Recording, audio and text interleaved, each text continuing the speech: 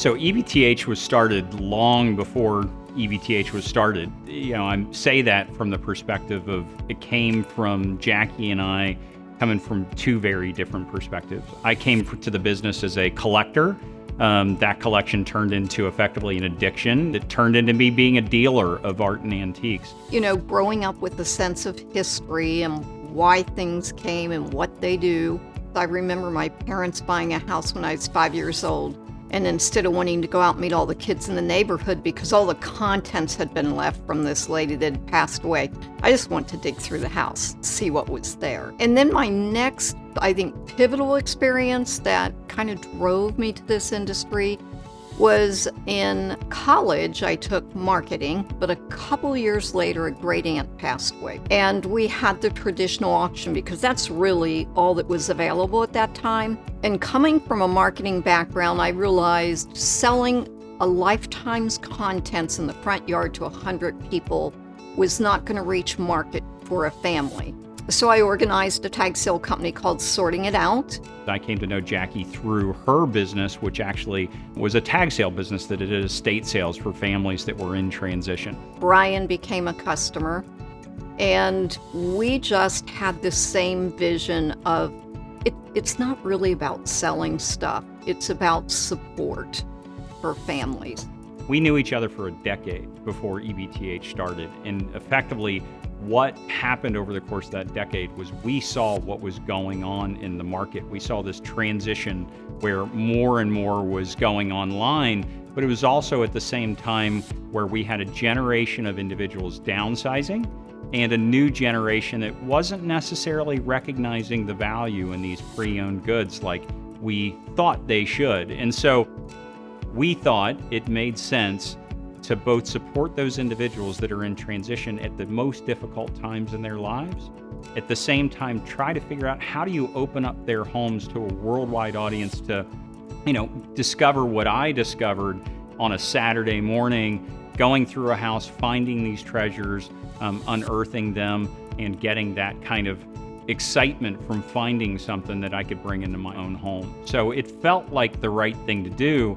The challenge was, how do you do that? How do you create this marketplace that gets that thing in a physical location to this worldwide audience, which means it requires a lot of effort and hard work and expertise to go in and lift that burden and do that for those families, find those items, and then bring them to a worldwide audience. For us, it just felt like the right thing to do, so we did it.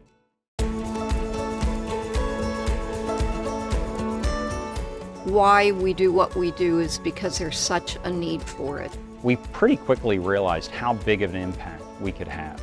And it's very unique to basically be in a position to make a difference, not only in an individual's life, but really on a larger population and really, on the planet as a whole. When I was young, when someone was emptying a house, they literally would just line the front curb with all the contents of the house that they didn't want as a family. If you think about sustainability and you think about our landfills and the crisis we're reaching at this point, it's very important not only to sell the items you can, donate the items that are usable, and to really shrink our footprint in this industry. So that's become very important to us. Really, we found very quickly that the need for people for this service in transition, what they had available to them previously was, they'd make a phone call and try to figure out who can come in and help me. And that help might be, maybe it was the local estate sale company, maybe it was the local auction company, maybe it was somebody that only focused on coins or jewelry. But there was no one-stop shop that could come in and help those people in transition and quickly kind of assess their inventory, allow them to focus on what they need to focus on, and at the end of the day, really just advocate for them and make sure that we're getting those objects to a new owner and allowing them to move on with their lives. So we become actually a pair of hands, an extended family member, but somebody who's knowledgeable and compassionate and just becomes part of the relationship or the network of the family. Been in the kind of pre-owned and resale industry since I was a teenager, seeing these kind of hidden treasures not get the opportunity to kind of make their way into a new home, first of all, that's soul crushing. Second of all, it's just a waste. I mean, for us to continue to kind of manufacture and build when there's so many things out there that have been made over centuries that are so much better and more interesting to incorporate into our homes, it just, it's a crime not to basically put together a marketplace that allows for those things to get from buyer to seller. And then finally, that requires this ecosystem of individuals. And when I say ecosystem, that's part of the challenge of EBTH is, these are what we call SKU of one items. Everything is unique, everything is one of a kind that we handle. And so in doing that, first of all, you need a team that is, understands the uncommon, can show up to work and not know what they're going to walk into from day to day. The most important part of this ecosystem is the very talented, exceptional people who work here. They are passionate about describing and researching and photographing and putting it out there so the world actually appreciates what it is. Then you need buyer and seller. We're a two-sided marketplace that basically won't work unless we're engaging both of those individuals. Sellers to make sure there's always unique and interesting inventory to put up on the site, and buyers to make sure that they're there to support it, to incorporate those items into their home, or make sure that they're the next platform to get it to the next owner long term. And so that ecosystem effectively requires people at every level from a buyer and a seller perspective. That's from the individual that just has things to get rid of, to the individual that they might be a professional, small business, large business that doesn't have the marketplace that EBTH can offer, that can bring that inventory to us. But then on the buyer side, the unique thing about EBTH is we start everything at $1 and we sell it to the highest bidder. That requires those bidders to be there every single day to make sure that those things get a reasonable price. And that means the buyer that might be looking to resell it because they have a marketplace and they have the option to be patient to kind of find that seller that might take, or that buyer that takes a year to find, or it might be that person that this is the one thing that they've been looking for the last 12 years and they finally found it on EBTH.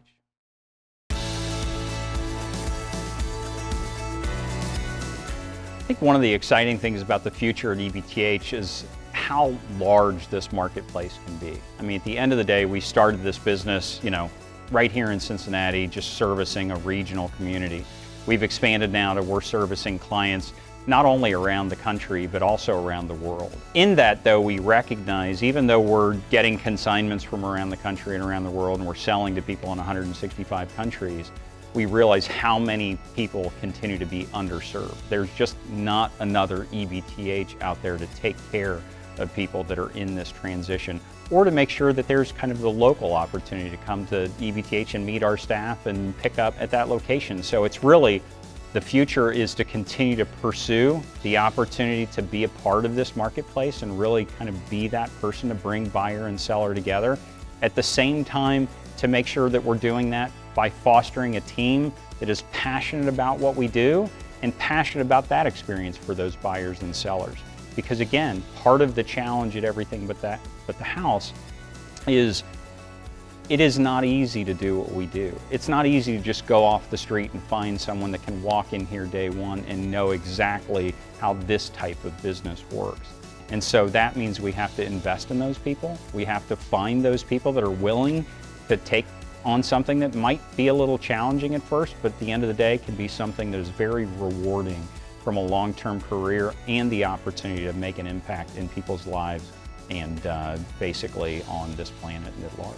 Well, I want EBTH to be sustainable. I want it to be here for generations to come. Brian and me always said that this was not about making money, and it certainly has not been that. We are a very human capital, high-touch, intensive service. I will say nobody's given us a run for our money because it's in a very expensive business model to run. And on the other hand, we don't just take the top 20% that would easily cover our costs. We take on the entire project for the family. So we have very skinny margins. And so we have to work on efficiencies that help us get there. It is so funny. Many times people come pick up an item here and they'll say, Jackie, I wish we had this service when my mom passed away or when my grandma passed away, because it really maximizes the potential for the family to reach that right buyer. And then it helps us leave less of an imprint as far as sustainability in the future. So we have a marketplace that's two-sided at everything but the house. We provide the platform for people to sell their items, but then we provide this unique experience to kind of what I call hunt and peck for things that you don't have time to go to an estate sale on Saturday morning. So we serve both marketplaces, and that's a blessing and a curse for us as well, because of course the family we want to get the most money for, and the hunt and peck people want to get a great bargain. So we put it up to the market to decide. The moment that probably, I reflect on the most is there was a point at which we were growing. We understood the need, the demand, people were so excited to have access to a marketplace like EBTH, but at the same time, kind of meeting that demand on a national scale is challenging for a business. The logistics involved, sometimes I say we're 70% a logistics company because we're moving one-of-a-kind objects from the top floor of someone's house or their basement, to a facility and getting them to somebody across the country or across the world. That requires a huge investment. And so to meet the demand, we continue to grow and scale and try to accomplish that. Well, in that, effectively that means sometimes, you're not figuring out how to pay for it. I mean, at the end of the day, it's expensive to grow and scale a business. So there was a point where it was, can this work? Can we continue to make the investment to grow this business? At the end of the day, for us, the challenge being people need what we do. We have to exist because otherwise, what else is there? And so for us, it was kind of that moment to kind of get back, rethink, how can we accomplish this? And how can we retool to continue to meet that demand, but also to make sure that we're sustainably growing and being there for the future for all those individuals that can benefit. When I say individuals that can benefit, that is everyone from the buyer, the seller, and candidly the team that actually gets to be a part of experiencing that and making that happen.